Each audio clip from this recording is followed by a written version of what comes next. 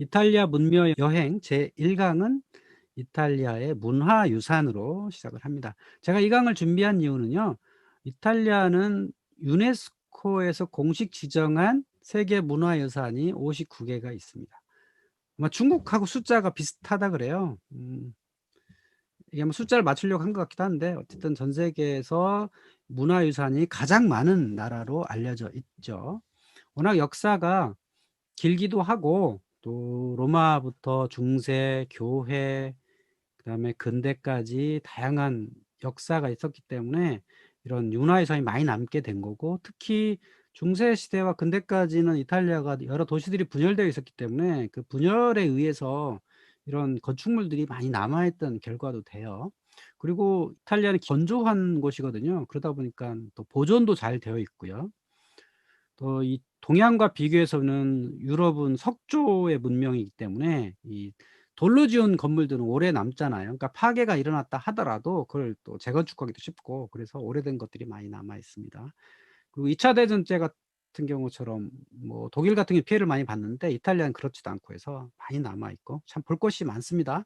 이탈리아는 자주 가도 못 본 것이 남아 있을 정도로 대단한 문화유산을 가진 나라죠. 그래서 이런 문화유산들이 어떤 것이 있는지 오늘 한번 살펴보는 시간으로 갖도록 하겠습니다. 자, 이탈리아에 대해서 한번 지도를 보고 이해를 해 보죠. 이탈리아는 남북으로 길게 장화처럼 생겼다라고 흔히 표현하죠. 그래서 이 장화의 발꿈치 앞에는 시칠리아 섬이 있고 사르디니아 섬이 있고요. 여러 나라들을 경계로 하고 있습니다. 이웃 나라와의 어떤 관계에 의해서 역사가 만들어지죠. 서쪽에는 프랑스가 있고 스페인이 있죠. 그리고 북쪽엔 스위스가 있고 오스트리아가 있고 독일이 있습니다. 그리고 동쪽에는 예전에 유고 연방의 여러 국가들이 있는데 여기도 이탈리아와의 그 인연이 상당히 많습니다. 요 크로아티아 같은 경우에는 해안선이 있죠. 해안선이 길게 되어 있는데 이것도 과거에는 이탈리아의 하나의 나라였던 베네치아 영토였기 때문에 크로아티아 해안선이 이렇게 생긴 거고요. 또 남동쪽엔 그리스가 있고, 특히 여기 남쪽에 발굽 밑에 시칠리아 섬이 있죠. 시칠리아 섬에서 바다를 건너면 튀니지라고 하는 북아프리카 국가가 있죠. 생각보다 아프리카와 멀지 않습니다. 그래서 여기 아프리카와의 관련성도 상당히 높이 있다고 하는 거죠. 우리 역사를 공부하다 보면 아프리카에서 생각보다 많은 영향들이 있었다. 이 아프리카에는 이슬람 문명권이 있지 않습니까? 그 이슬람 문명권과 치열한 쟁투를 벌였다고 하는 게 이탈리아의 특징이라고 할 수 있죠. 자, 이탈리아 현재 경제적으로 보면 G7 경제 대국입니다. 그래서 여기 지도에서 보시면 여러 주로 나눠져 있죠. 맨 북쪽에 피에몬테, 롬바르디아, 그다음 베네토, 베네치아에는 베네토가 있고, 에밀리아 로마냐가 있고, 토스카나, 피렌체가 있는 토스카나, 그 내려오면 로마가 있는 라치오 지방이 있고, 이렇게 맨 밑에 시칠리까지 있습니다. 이탈리아의 인구는 한 6천만 정도 되고요. 그다음에 땅의 면적은 여기 보면 30만 제곱킬로미터죠. 여기 대한민국이 10만 제곱킬로미터예요. 그러니까 대한민국보다 한 3배 정도의 땅의 면적을 갖고 있고, 인구는 조금 더 많고, 대한민국이 현재 그 경제적으로는 8번째입니다. 그러니까 G8인데 이탈리아가 G7이에요. 우리보다 조금 나은 정도의 경제 대국입니다. 아마 이 코로나 끝나면 대한민국과 이탈리아가 이 경제적으로 순위가 바뀔 수도 있는 그런 상황이기도 합니다. 최근에 이 경제 성장을 좀 못하고 있기 때문에 그런 영향이 있고, 최근에 코로나 영향도 상당히 큰 나라죠. 공화국으로 건국된 건 1947년이었고요. 자, 그러면 이제 이 관광적인 측면에서의 이탈리아 지도를 보면요. 왼쪽 지도는 이 세수로 나눠져 있죠. 이탈리아 크게 보면 세 지방으로 나눠서 볼 수가 있습니다. 북부 지방, 그다음에 중부, 로마와 투스카니 지방인 중부가 있고, 남부 지방, 그다음에 이제 사르디니아 섬 이렇게 나눠져 있고요. 북부가 경제적으로 훨씬 더 잘 살고 남쪽으로 내려갈수록 어려운 이런 지역이고, 남북 간의 어떤 차이가 굉장히 큽니다. 경제적으로도 그렇고 문화적 차이도 굉장히 크죠. 과거에는 다 다른 나라로 살아왔기 때문에 그런 영향이 있고요.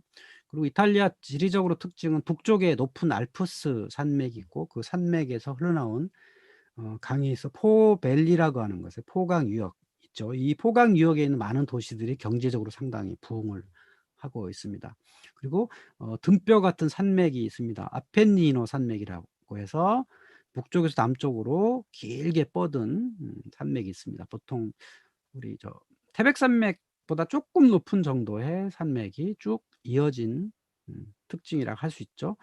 그리고 요 초록색 지역에서 사람들이 주로 이제 살게 되는 거고요. 그러니까 인구 6천만에 대한민국보다 한 3배 정도의 면적을 갖고 있기 때문에 인구 밀도는 그렇게 높지 않은 나라라고 할 수 있겠죠. 수도 로마의 인구가 한 300만 정도 되니까 서울보다는 훨씬 더 좀 작은 도시라 할 수 있고 주로 북쪽에 인구가 상당히 많습니다. 자, 그러면 이제 관광 측면에서 쭉 보면 자, 왼쪽에 지도 보면 이렇게 그림으로 많이 표시되어 있는데 북쪽에 베니스라고 하는 곳에 배 탄 남자들 있죠. 옆에 보면 제노바의 구두 산업이 발달했고 여기 베니스에는 가면 모양 있죠. 가면 있고 또 알프스 산맥에 스키장도 있고 뭐 돌로미티 같은 데 있고 여기 또 산악 워킹 코스도 있고 그런 곳이죠.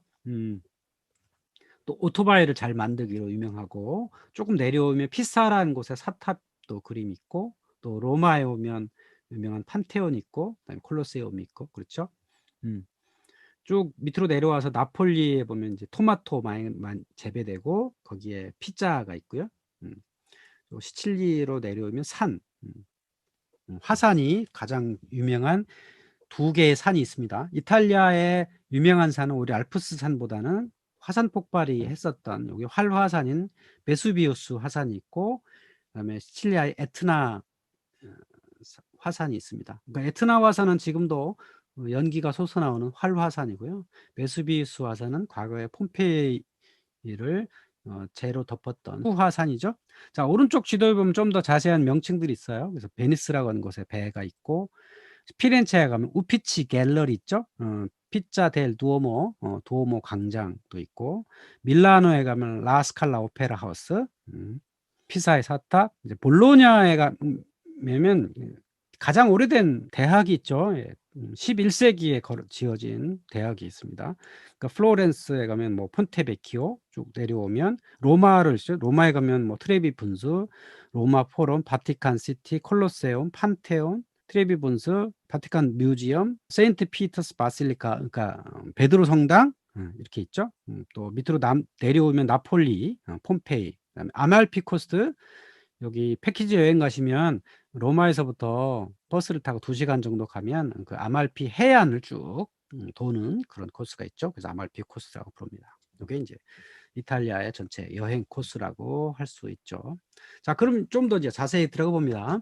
자, 이탈리아 여행을 하시는 방법은 보통 이제 버스를 타고 패키지 여행을 많이 하시죠. 북부 베니스에 비행기 내려가지고 아시아항공이 직항편이 있었기 때문에 내려서 베니스 파도바를 거쳐서 볼로냐를 가고 밀라노까지 가고 그다음에 내려와서 피렌체, 뭐 로마, 그다음에 남부 투어로 나폴리까지. 이게 기본적인 코스라면 사실 이 배낭여행도 굉장히 좋아요.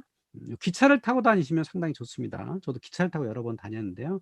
중간에 굵은 빨간 선이 보면 고속열차가 있어요. 그 베네치아와 밀라노를 연결하고 투리노까지 가고요.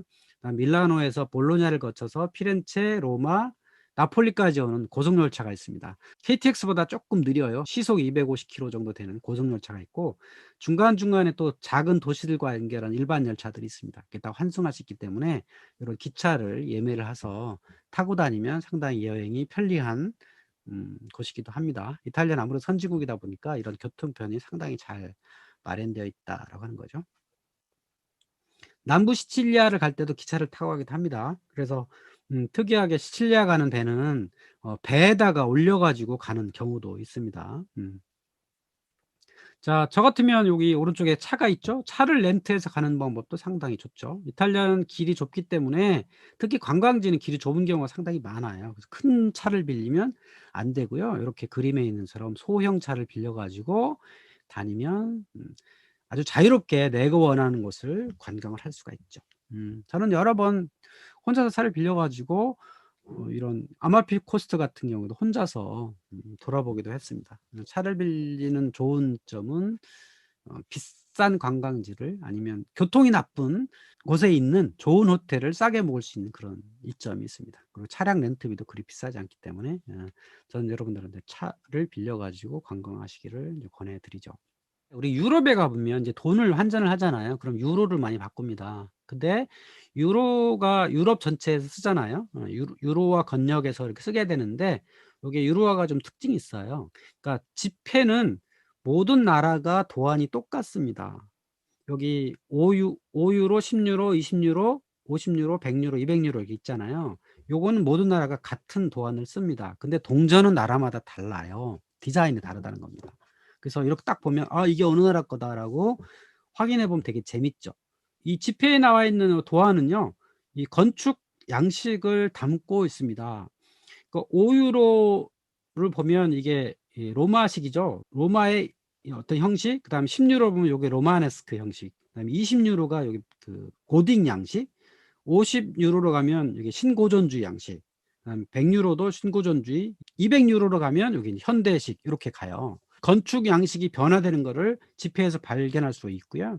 그다음에 1 유로와 2 유로 동전은 나라마다 다르다 그랬잖아요. 그러니까 이탈리아를 보면 1 유로에는 보니까 다 이 교과서에 나오는 비트루비우스 맨, 비트루비안 맨 그림이더라고요. 그래서 다른 게 있나 봤더니 없어요. 이탈리아는 1 유로는 다 똑같은데 2 유로 같은 경우에는 도안이 여러 번 좀 바뀌었더라고요. 어떤 기념 주화도 발행을 하기도 하고요. 그래서 2 유로 뒷면에 다빈치, 그다음에 단테, 리비우스, 베르디, 도나텔로 요런 사람들의 얼굴이 새겨져 있죠. 그 나라의 가장 대표적인 인물들이라고 할 수 있죠. 이탈리아 하면 당연히 레오나르도 다빈치, 그다음에 단테 알리기에리, 리비우스 이 사람은 로마사를 쓴 역사가죠. 이 서기 1 세기경에 고대부터 서기 1 세기까지 역사를 기록했던 로마 역사가 중에 가장 유명한 사람이 리비우스이죠. 예. 베르디는 음악가고 그쵸. 도나텔로는 15 세기 초반에 조각가였던 이런 사람들이죠.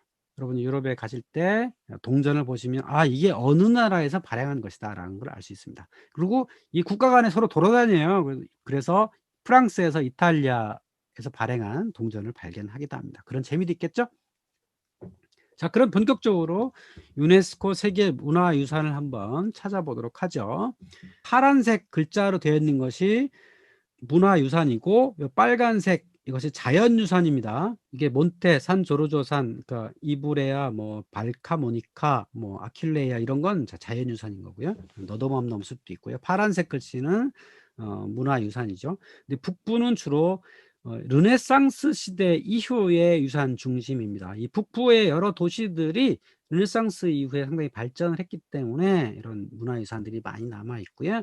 중부지방 로마를 중심한 곳은 중세 교회의 문화유산과 그다음에 고대의 로마 시대에 남겨진 유적들이 많이 있고요. 남부로 가면 나폴리의 이 폼페이라고 하는 고대 도시가 있죠. 그리고 그 원래 나폴리는 그리스 사람들이 와서 개척한 도시들이기 때문에 그런 흔적도 조금 남아 있습니다. 그래서 파이스민과 벨리아 이런 데 가 보면 그리스 사람들이 지어 놓은 신전들이 있고요.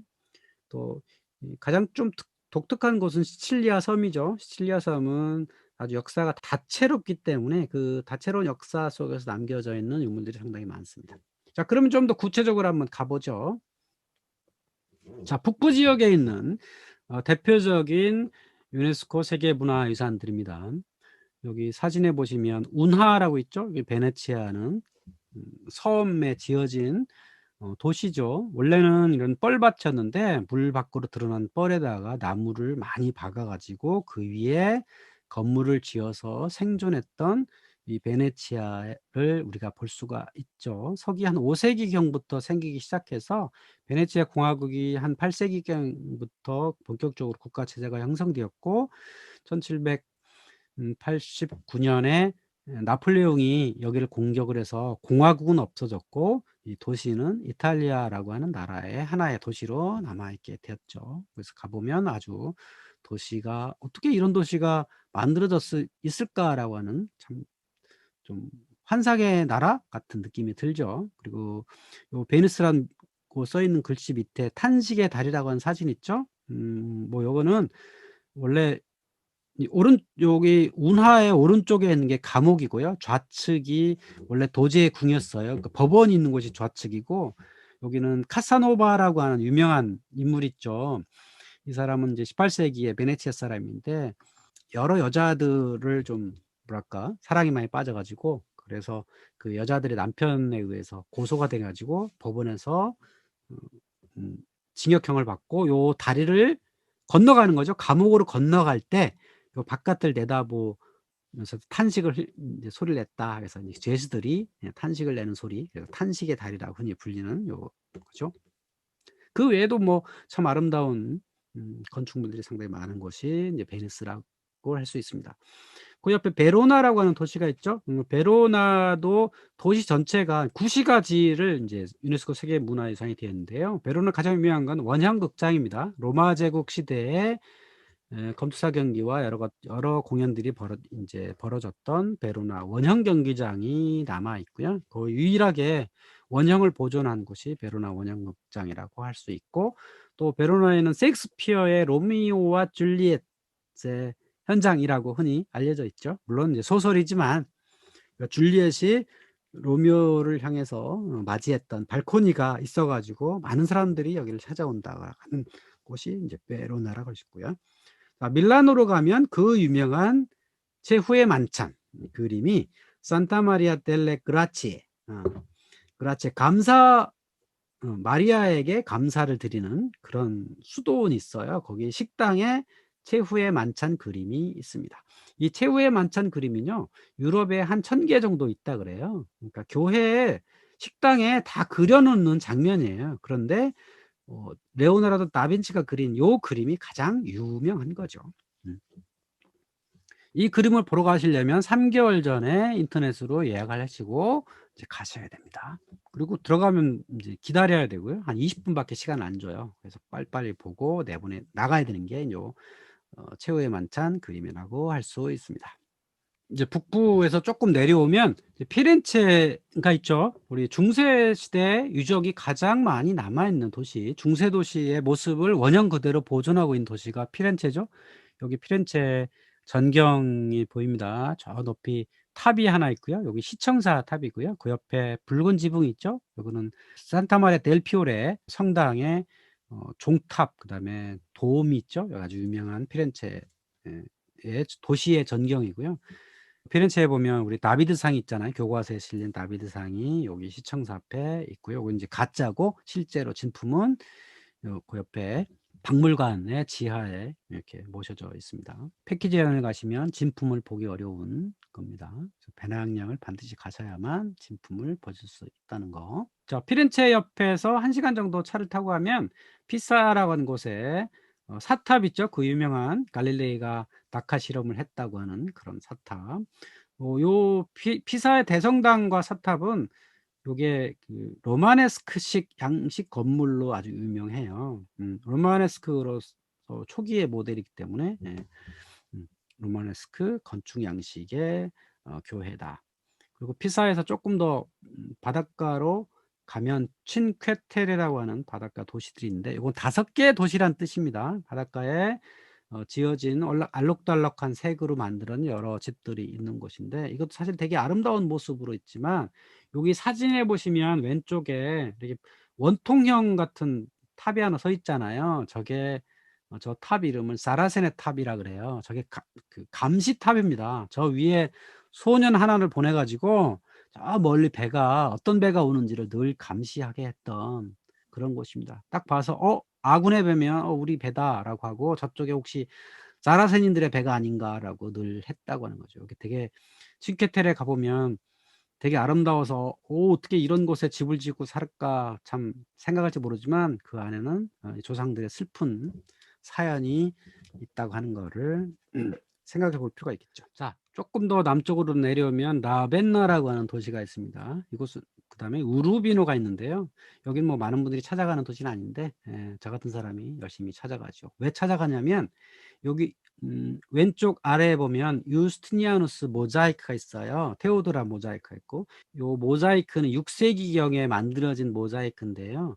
이건 동로마 제국에서 이 성당을 지었고 유지를 했죠. 당시에 이탈리아 반도의 동로마의 뭐 다스리는 수도가 라벤나였기 때문에 이 성당을 만들었는데 실제 동로마 제국에 있는 많은 성당들은 나중에 이슬람인들에 의해서 파괴됐기 때문에 요 모자이크가 온전하게 남아 있는 곳은 이곳밖에 없습니다. 그래서 요게 그만큼 가치가 있는 곳이라고 할 수 있죠. 여기 산 비탈레 성당인데 여기에 유스티니아누스와 그 안에 있던 테오도라의 모자이크가 있는 곳이죠. 그 라벤나에서 또 조금 내려오면 우르비노라고 하는 곳이 있는데 우르비노 역사 지구가 있어요. 여기 우르비노는 여기 우르비노 공작 부부라고 하는 그림 있잖아요. 요 사람들이 이곳에 살았었죠. 그 우르비노 공작 부부 요 그림은 피렌체 우피치 미술관에 있는 거고요. 요 사람들이 여기 역사지구에 살면서 요 안에 가보면 이 피렌체 우피치 미술관보다는 좀 못하지만 그래도 꽤 괜찮은 그림들이 많이 있습니다. 이제 그걸 보러 우르비노를 이제 가는 거죠. 또 이제 남쪽으로 내려오면 시에나라는 도시가 있어요. 그러니까 원래 시에나는 피렌체와 경쟁 도시였는데 그러니까 중세 시대에 그래서 여기 시에나 두오모가 피렌체와 경쟁을 통해 상당히 거대하게 지었었고요. 또 시에나의 가장 유명한 장소는 캄포 광장입니다. 광장이 있는데 이렇게 부채꼴 모양의 광장이 아주 넓게 차지하고 있죠. 시에나에서 고속도로 타고 또 좀 내려오면 아시시라고 하는 도시가 있는데요. 그 도시에 성프란체스코 대성당이 있어요. 그리고 그 대성당 지하에 성프란체스코의 무덤이 있죠. 그러니까 성프란체스코는 13세기에 탁발수도회라고 하는 걸 일으킨 아주 유명한 성인입니다. 지금 교황의 그 교황명이 프란체스코죠. 그만큼 이 프란체스코는 당시에 이 교회가 부에 물들었던 거를 개혁을 통해서 등장했던 아주 유명한 성인입니다. 그러니까 이분을 좋아하는 사람들이 굉장히 많습니다. 저도 여기 가봤더니 무덤에서 이 순례로 오는 분들이 계시더라고요. 어떤 수사가 여기 무덤에서 기도하는 모습을 봤는데 상당히 이제 성스러웠습니다. 자 이제 로마로 내려옵니다. 자 로마로 오면 로마에 너무 볼 게 너무 많죠. 이 도시 하나만 해도 뭐 한 일주일간 봐도 볼 게 남아 있을 정도로 많은 유물이 있는 곳입니다. 가장 대표적인 것은 바티칸이죠. 바티칸의 교회도 있고 옆에 시스티나 성당 박물관이 있어서 거기에 뭐 천지창조라든지 뭐 라파엘로 그림 뭐 이런 것들이 굉장히 많은 하루짜리 이 투어 코스를 반드시 하셔야 되는 게 바티칸이라고 할 수 있죠. 그리고 제가 제일 좋아하는 장소는 판테온입니다. 로마에 있는 하드리아누스 황제 시절에 만들어진 판테온이라고 하는 만신전이라고 흔히 이제 표현되죠.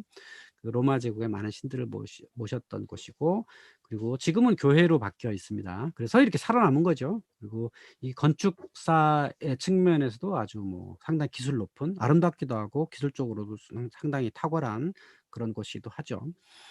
그러니까 2세기에 만들어져 지금까지 유지되고 있으니까 얼마나 대단하겠습니까? 그리고 지금도 사용되고 있다는 거, 지금도 현역이라는 건 어마어마하게 대단한 거죠. 자, 로마에 가면 또 발견할 수 있는 게 아피아 가드라고 할 수 있고 또 수도교가 있죠. 로마는 하루아침에 이루어지지 않았다라고 하는 시오노 나나미의 로마인 이야기에 보면 로마가 얼마나 실용적인 사람들이었는지 발견할 수 있죠. 이 도로를 만들었고 수로를 통해서 사람들을 목욕하게 했고 하수도를 정비했고 그 당시 사람들이 얼마나 청결하게 지냈었는가를 알려주는 여러 유적들이 있습니다. 자, 로마에서 또 남쪽으로 버스를 타고 한 2시간쯤 가면 나폴리라고 하는 남부의 도시가 있고요. 또 그 나폴리에서 조금 가면 폼페이라고 하는 로마 시대 도시 유적지가 있죠. 예, 화산재에 덮여가지고 그대로 보존된 폼페이가 있고 또 이 폼페이에서 이 찾아낸 유물들을 나폴리 국립박물관에 보관하고 있어요. 그래서 이 나폴리도 가고 그다음에 폼페이도 두 개를 다 가봐야 폼페이라고 하는 걸 진면목을 다 알 수가 있죠. 로마에서 남부 투어를 가신 분들은 꼭 폼페이를 거쳐서 아말피 코스트를 지나가게 되죠. 여기 아말피 코스는 왜 아말피 코스냐면 아말피라고 하는 도시가 있어요. 그리고 옆에 조그만 도시들이 많이 있죠. 이 계곡 속에 도시들이 있는데 이것도 아까 춘케테레와 마찬가지로 이런 지중해를 사이에 두고 사라센과 치열한 쟁투를 벌어져서 이들이 살아남기 위해서 저 언덕에 교통이 나쁜 곳에 도시를 짓고 집을 짓고 살아야만 했던 그런 슬픈 사연이 있는 도시이기도 합니다. 그리고 여기 아말피 두오모라고 있죠. 여기 아말피라고 하는 거의 9 세기부터 12 세기까지 번성했던 작은 도시가 있는데 그 도시의 가장 중앙에 두오모 성당이 있죠.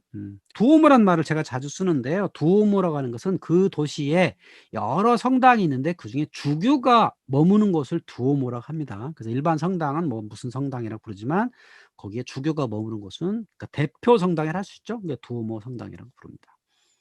자, 나폴리에서 차를 타고 1 시간 정도 가면 파에스툼이라는 곳이 있어요. 이곳에 가면 여기 그 그리스 시대에 남겨진 신전이 있습니다. 요 파에스툼에 3 개의 신전이 있는데요. 헤라 신전이 있고 그다음에 포세돈 신전이 있고 그다음에 아테나의 신전이 이렇게 남아 있습니다. 여기 그 파에스툼의 포세돈 신전은 그 17 세기 18 세기에 유럽의 귀족들이 그랜드 투어를 떠나거든요. 영국의 여러 귀족들이 아들들을 여행을 보냅니다. 한 20 살쯤 되면 프랑스어 교사와 인솔 교사를 붙여 가지고 여행을 보내요. 그래서 파리에 가서 공부했던 프랑스어를 완벽하게 익히는 데를 한 1년 정도 걸려요. 파리에서 한 1년 정도 논 다음에 그다음에 거기서 마차를 타고 알프스를 넘어서 이탈리아로 옵니다. 로마를 거쳐 가지고 로마에 좀 놀다가 여기 파에스툼까지가 종점이에요. 그 파에스툼에 와서 요 신전을 보고 그리고 돌아가는 이게 인제 그랜드 투어의 하나의 코스였는데 그곳에 요 신전까지 보러 왔다. 제가 이 강의의 추천 도서로 그 괴테의 이탈리아 여행이란 걸 알려드렸잖아요. 그 괴테도 독일 지역에서 마차를 타고 알프스를 넘어서 베네치아와 로마를 거쳐서 이곳까지 오죠. 그리고 괴테는 시칠리아에 한 바퀴 돌고 돌아갑니다. 그러면서 이제 책을 남기죠. 그래서 18 세기에 여기 파리스툼의 포세돈 신전은 유럽의 건축 문화에 상당히 기여를 많이 한 그런 곳이기도 합니다. 자, 그럼 마지막 그 유네스코 세계문화유산 빼놓을 수 없는 장소가 시칠리아입니다. 시칠리아는 역사가 굉장히 아주 다양합니다. 가장 먼저 도착한 사람들은 이 페니키아 사람들이 여기 왔었고 그다음에 그리스인들이 와서 여기 시라쿠사나 여기 신전들의 계곡 이런 것들을 또 만들었고 그리고 로마인들이 또 점령을 했고 나중에 이슬람인들이 왔었고 그다음에 노르만인들이 오고 프랑스인이 오고 스페인인이 오고 뭐 이렇게 여러 사람들이 이곳을 영위를 했어요. 그러다 보니까 그 사람들이 만든 유물들이 굉장히 많습니다. 여기 팔레르모라고 하는 이 시칠리아 주도가 있는데 주도에 가면 팔레르모 대성당이 있거든요. 요 대성당에 보면 아랍 양식들이 많이 있어요. 그래서 아랍 사람들이 여기 이제 살았다는 걸 알 수 있죠. 그다음에 몬레알레 대성당 뭐 또 있고 또 신전의 계곡에 보면 콩코르디아 신전 이것도 원형을 그대로 유지한 것들이 남아 있고요. 또 시라쿠사에 가면 시라쿠사 광장 있죠. 음.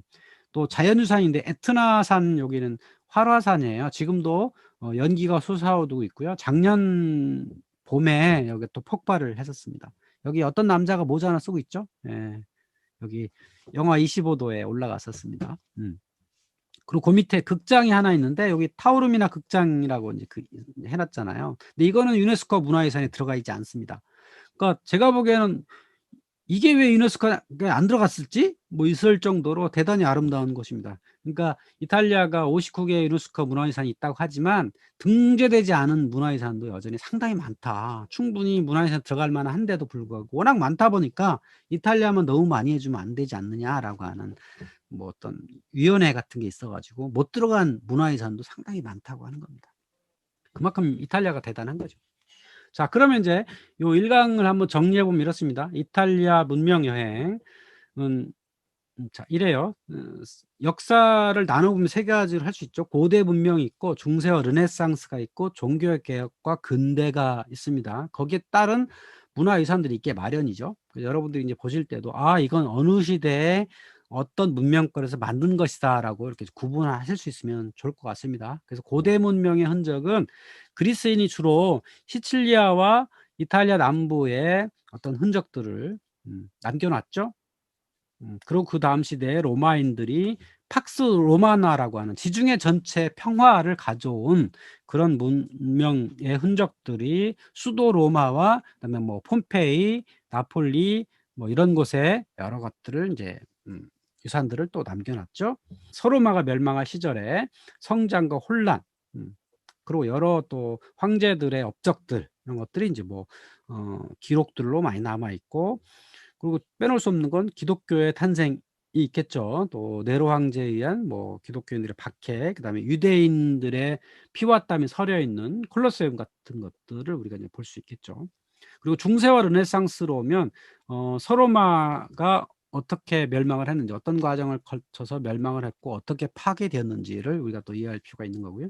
그리고 로마 하면 빼놓을 수 없는 게 교황이라고 하는 존재죠. 그러니까 교황은 한 명이 아니에요. 우리는 교황하면 로마 교황을 떠올리지만 우리가 이제 교황이라고 하는 이제 번역에 있어서 교회의 황제다 이런 의미로 이제 교황이라고 부르는데, 교황은 크게 보면 둘이나 있어요. 그러니까 로마 교황이 있고 또 비잔틴 쪽에 이 동로마 쪽에도 교황이 있거든요 원래.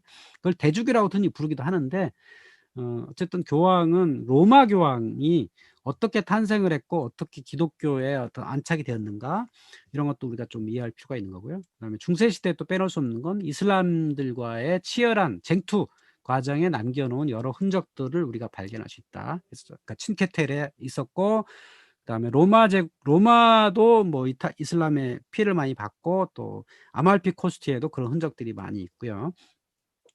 그다음에 르네상스 이후에 유물 유적들을 본다면 이 북부의 주로 도시 국가들의 어떤 성장, 그다음에 발전, 경쟁 이런 것도 우리가 발견할 수 있겠죠. 피렌체와 제노바, 시에나, 베네치아, 볼로냐 요런 국가들의 어떤 경쟁, 또 거기에 실제로 활약했던 사람들이 상인들이거든요. 상인들의 이야기를 우리가 좀 볼 필요가 있는 거고요. 그다음에 상인들의 후원에 의해서 활동했던 예술가들, 그리고 또 특징적인 것은 종교개혁이 독일에서 발생을 하잖아요. 독일, 체코, 영국 이런 데서 주로 이제 종교개혁이 나오는데 그거에 반발이 생깁니다. 그걸 반종교개혁이라고 하는데, 반종교개혁에 의해서 여러 가지 또 예술 활동이 이제 바뀌게 되죠.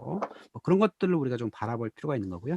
그거에 의해서 예전부터 내려오는 로마 시대의 신전, 그다음에 교회가 어떻게 변화 발전해 갔는가 뭐 이런 것들도 우리가 좀 찾아보면 좋을 것 같습니다. 그래서 앞으로의 이 강의를 통해서 이것은 어느 시대에 어떤 유물이고 어떤 사람들이 활동했던 것인지를 우리가 이해하면 좋을 것 같습니다.